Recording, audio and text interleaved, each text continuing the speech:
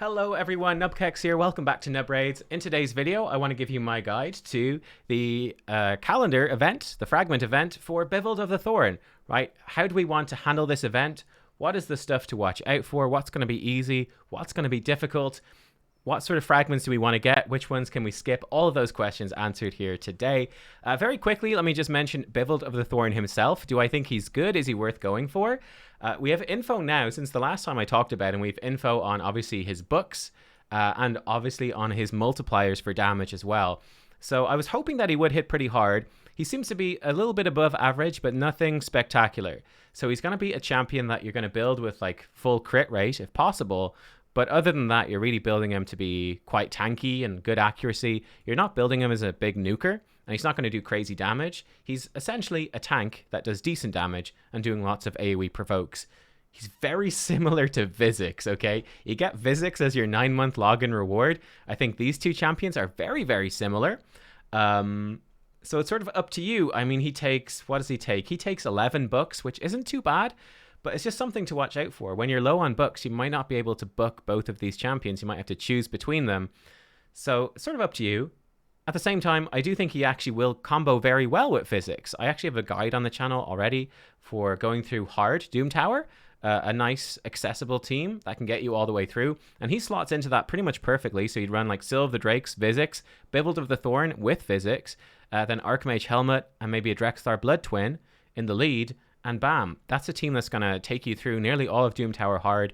Very tanky, very survivable, tons of crowd control, so the enemy champions in the waves basically can't ever take a turn. I think he's great for that. But yeah, quick look at his skills, right? You know, his A1, 30% chance books to 50% chance at place to provoke, does a little bit of a heal. Actually pretty good A1, 50% chance to provoke, that's quite nice. His A2, 3-turn cooldown when booked, AoE attack, hits twice, provokes on the first hit, puts a leech on the second hit, gives him a strengthen. This is a great move for that wave control. Really, really good. AoE provoke 3-turn cooldown. It's great. And the leech is a nice benefit. He's going to easily tank through that damage with the strengthen. He also has a passive that goes along with these two abilities. Reduce damage taken by allies from enemies under provoke by 15%. So you take that damage reduction on top of himself, giving himself strengthen when he provokes. He's going to be very tanky. And like I said, this also makes him combo pretty well with Vizix, because, or any other provoker like Drexthar, because he's going to reduce the damage they take when they provoke as well. And then his A3 can also heal and shield his allies. It's an AoE attack with a 4-turn cooldown when booked, 5% more damage for every debuff on every enemy, and also heals all allies by 20% of the damage inflicted, and puts a shield buff on them equal to 20% of the damage inflicted. It's a really good supportive move. 4-turn cooldown's a little bit long, but nothing out of the ordinary here. It doesn't hit crazy hard. Like, it hits decently, but nothing insane. But obviously, you will still want to build him for damage to get a good heal and shield out of it.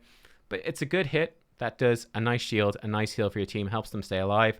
I think for Spider Dungeons, it's got lots of potential, right? Big shield in Spider Dungeon can help you progress there. If you're still in the lower stages, don't see him. He's obviously not part of any endgame speed farm teams for Spider or anything like that. But for that progression, very good for it. So yeah, overall thoughts. He's very similar to Vizix, but he does work well in tandem with her, so that's not an entire waste. He seems decent. I'd say he's definitely more of a mid-game champion. He's going to be phenomenal for progressing in Doom Tower hard. He's going to be so good for that. So good for any early or mid-game players. Really, really strong. For late-game players, definitely not as good. I mean, look, if you've got Spider, if you've got like a 20-second Spider farm team or like 30-second Spider team, and you've beaten all of Doom Tower ages ago, is he going to do anything useful for you? Probably not.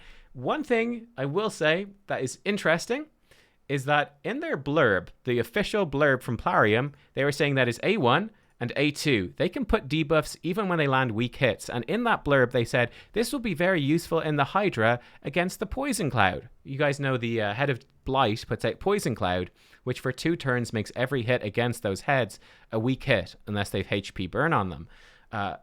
Really annoying, but the weird thing is, Leech and Provoke in the A2 and Provoke in his A1, none of the Hydra heads currently are vulnerable to Provoke. So what's the use of saying that this goes through the Poison Cloud? Sure, but that debuff doesn't work anyway.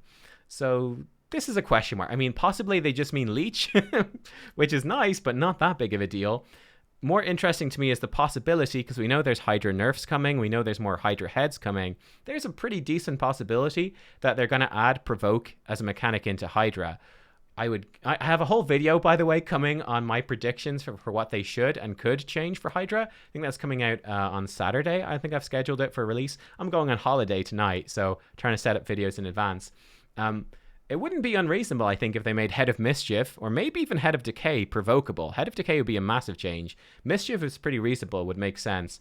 So I could see them definitely adding Provoke as something. Something to bear in mind. Of course, that's entirely speculation, and by the time we know, it's probably too late. You either have gone for this guy or you haven't at that point. So too late to make your decision. So something to bear in mind. Okay, let's dive in. Let's take a look at this. Right, first of all, we have over here, you can see this 50 from tournaments, 40 from tournament leaderboards, and 65 from events. So straight off the bat, bam, forget that those even exist. Free to play, low spend. There's pretty much zero chance you're going to win a tournament. It's just not going to happen, which means we have 5 fragments up for grabs. In other words, we can skip 15 and 15 only. You need to get everything minus 15 for this to work. Let's take a little look then. So let's go into the biggest question mark first, shall we? Let's go pink. Let's go a nice pink. I think that works well. So first things first, we're straight into a champion chase this weekend. And then next weekend, we have a summon rush. This is my thought straight off the bat. This is the worst arrangement we could possibly have. This is the worst, because this is going to be 2 times Sacreds. X2 Sacreds. Let's just put in sack. You guys get it. You know what sacks are, right? But 2 times Sacred. What's the best way to do Summon Rush? It's by pulling Sacred Shards. So this gets very intensive very quickly. My thought, what I would actually do, let me actually remove the X2 sack. My advice, it actually works out pretty well. I think you actually want to skip the 2 times Sacreds and max out the Summon Rush event. The reason being, right, for Summon Rush, it's usually something like 3 Sacred Shards to get 5 fragments, and then 7 shards total to get the other 15, right? So for 7 total, you get the full 20 with 7 Sacred Shards. Now, it might be slightly more than that, might be slightly less than that. Really, there's no way to know for sure. But around 7 Sacreds really isn't that bad. That's pretty doable. But this is also going to overlap with champion training, so you can potentially burn through lots of green shards, lots of mystery shards during this as well. Void shards aren't involved in this event at all, so you could potentially, in an emergency, start pulling some voids or even ancients. You'd rather avoid that, to be honest, but I think that's pretty doable. Probably safe with 7 Sacreds. You're probably safe. So that's what I would do. Basically, to do champion chase with Sacreds, each Sacred Shard, I think, is worth, on average, like 280 or 90, 290 points, something like that. Like, it's not worth that much, because Mercy system, and it's very, you're very dependent on luck. If you pull legendaries, then you're probably good. That's very luck-based. I don't know. I think you're probably looking at probably 10 Sacreds to safely complete this. It depends, though. You guys will see. When this comes live tomorrow, you can make your decision then. There's no harm in doing Dragon here today, waiting for this to go live tomorrow, because it's scheduled in-game for tomorrow, and then make the decision. There's no harm in that at all. It's really up to you, and you can see then how easy it's going to be. But just factor in that, your Sacred Shard is probably on average going to get you like 280-ish points, and you're very much rolling the dice for legendaries. But needless to say, if it takes 10 to max this out, you're still going to need 5 fragments over here. So you're still going to need 3. So you're looking at probably 13 Sacreds total if you try to max out Champ Chase and do Summon Rush. Whereas I think you can do it with 7 if you just skip Champ Chase and you max out Summon Rush instead. Obviously, as well, for Champion Chase, you can, if you've got like login rewards, login champions count. So that can help. If you've got lots of fragment summons saved up, you can use those instead. So yeah, there's stuff to bear in mind then. You could like, you could fuse Razin, or if you got Broadmaw fusions. You know, there's other ways to get points in Champion Chase, which could maybe make it worthwhile. But my advice, skip it entirely. I know it sucks to skip it 2 times Sacreds, but that is, I think, the smartest play. And then save up at least 7 Sacreds for Summon Rush. If you can't get more than 7 Sacreds, I don't see any way that you're going to be able to complete this fusion, right? This fragment event. It just doesn't seem possible. Right, that's the biggest thing, I think, to get out of the way. Now, let's get some quick stuff out of the way. Classic Arena. Boom. and boom, pretty straightforward. Actually, here's another thing, right? Check this out. On the calendar, this is very deceptive how they do it. Like if you look at Fire Night right here, it looks like it's on for almost 4. They've actually improved this a bit. Check this out. So this was Gaius before. So for Gaius, it literally filled up the full 4 days. And I think they did the same thing. Yeah, the same thing with Nari the Lucky. So they've actually improved their calendar presentation a little bit. It's not as blatantly lying, but it's still deceptive. It depends on your time zone, right? For me, in Ireland, usually these events are going to start at like 9 or 10 or 11 in the morning, and they're going to end on like 9 or 10 or 11 in the morning. So, I mean, like if this Fire Night tournament ends at 9 a.m. on Sunday, am I going to get any use out of it? No, like basically forget that whole chunk matters, right? So that's just something to be aware of with all of these events. It's pretty much the case across the board. Anyway, 2 classic arenas. They're pretty straightforward. If you're in gold, it should be phenomenally easy. If you're in silver, it might be difficult. Probably not too difficult, but you might need to buy some gem refills. Just see if you're getting enough points per day, because you're going to get limited arena tokens per day. So you can calculate out exactly how many points you need per day. If you're short on that, you'll need to buy some extra refills. If you're in gold arena is so easy right now. It should be no problem at all. Okay, so that's one of those things out of the way. Something else that's pretty straightforward, artifact enhancement. I think these are pretty straightforward. Artifact enhancement here, and there's another one here. So we only have 2 of them, and I think it's really not that bad. It's really not that bad. Just don't upgrade gear outside of these artifact enhancements. In the first one, just stop as soon as you get the fragments so you can save up extra for this. I think it shouldn't be too hard. You're going to be farming lots of dragon, ice golem. There's champion training on. There's going to be lots of sources of silver coming up to these. I will say between the end of this one and the start of this one, there's actually not much, which is why I'm saying I would stop as soon as I get the fragment and not go any further. That is your safest bet right there. For the dungeon events, this is pretty intriguing. So we've got Dragon starts today, and we will have super raids for these, so you'll grind them out pretty quick. Then we've Ice Golem here, Fire Knight here, and Spider here. There's a few things to watch out for. Now, going alongside these are Dungeon Diver events, right? We've got Dungeon Diver events. So I'm really not sure how this is going to line up. Look at this. What does this mean in the calendar? It's possible that there will be some Ice Golem overlapping with Dungeon Divers. It's also possible that they won't overlap at all. It depends on what time they actually start. This basically just means it ends on Sunday and this starts on Sunday. Like this could end at 9 a.m. and this starts at 2 p.m. You know what I mean? I would basically treat it as if Dungeon Diver stops. Don't rely on the Ice Golem at all. And probably don't really rely on this champion training. So this Dungeon Divers one is actually probably pretty tough. Let me double check this in game. It's probably reasonably tough. You're going to have to do it almost entirely in Dragon. So you might actually need to invest some extra grinding here, guys, right? 2,000 points in Dragon. You're going to get, I think, slightly less points in Dungeon Divers, if I'm not mistaken. And for Dungeon Divers, you're going to need 3,000 points. So this, I think, is kind of nasty. I would, watch out for this. This one, oops. This one is pretty rough. It may overlap a bit with champion training, and you could do some champ training for Dungeon Divers, grinding some campaign, but I would be very careful here. You might need to invest extra energy to get this done. You might need to grind extra dragon, and that's probably worth doing while Dragon Super Raids are on. So, yeah, kind of a bummer. It is what it, especially coming out of Personal Rewards CVC. If you lost your Personal Rewards CVC, you could be really short on resources. It could be tough. So that's a tough start. That is a tough start. Yeah. Right. So that's kind of rough. Now, Ice Golem here is sort of on its own. There's Dungeon Divers that starts here.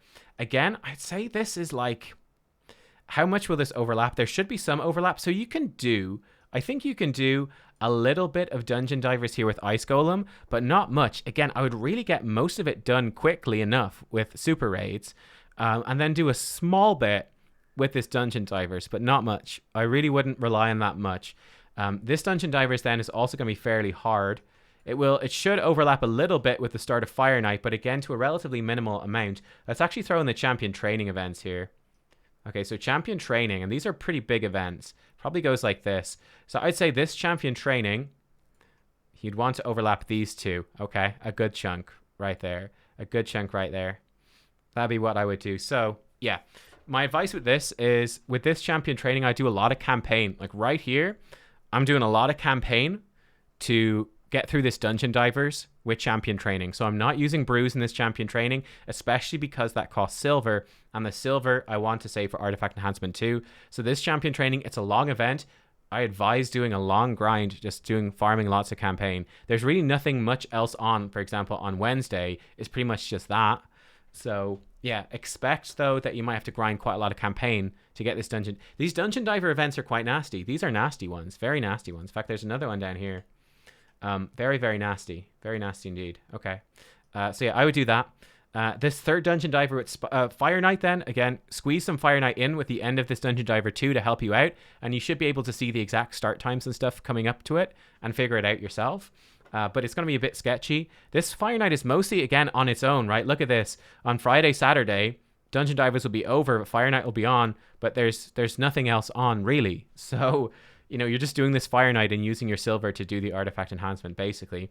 Then we come to the end right here, and we're going to have champion training eventually kicks in with Spider as well. So what I would say with this one, I would definitely be blast through that Spider with super raids, getting that dungeon divers done, and finish the champion training probably with the silver, right? Artifact enhancement will be over. You can finish this one with some brews. There's also, of course, watch out right here, flump. This should be CVC. Will it be personal rewards or not? We will probably hear on Sunday, so we don't know. We just had a personal reward CVC, so you would think that it wouldn't be. I'm a little bit suspicious, though, seeing as champion training and Spider and dungeon divers are all going to be on during it. Yeah, they like to run Spider during personal reward CVC. We'll see. Maybe it won't be, but it's something to watch out for. So that's a pretty big thing there. So yeah, it's an interesting set of events, guys. I would say this Dungeon Divers is going to be pretty sketchy. I actually think this Dungeon Divers is pretty sketchy, and you're going to be expending lots of energy within this chunk here. Monday, Tuesday, lots of energy. I think over here, actually similarly, Monday, Tuesday, lots of energy being spent right here. And I think this Dungeon Divers is actually pretty straightforward because it overlaps perfectly with Spider and Champ training, so that's easy enough. But these two Dungeon Divers are nasty enough. This Champ training event is pretty nasty. Lots of energy Monday, Tuesday. Yeah, and obviously lots of question marks around these Sacred Shard events. So I think this is definitely an event where you need a bit more of a plan. This one is it appears, at least on initial impressions, to be relatively difficult. Of course, they could set the point requirements fairly low, but I think it's this is one that can definitely trip you up. This can definitely trip you up. You could easily get here, and you could easily miss one of these dungeon divers if you're not planning for it. You could easily find yourself super stressed out trying to finish champion trainings, stressed out if you spend all your sacreds this weekend, and then you're going, how the heck do I get these 3 sacreds for Summon Rush? Yeah, there's a lot of things that catch you out, guys, but hopefully that was helpful. It's given you some insight, and you've got some idea what's going on. Someone's going to skip to the end of the video and be like, what the hell is this mess right here? What does this mean? He's just scribbled all over the thing. But I have. It's true. Guys, thanks for watching. Hope you enjoyed. Have a great time. Hopefully I'll be able to do this one myself. We'll see. Holiday comes first, so we'll see. Anyway, thanks for watching. See you soon. Bye-bye.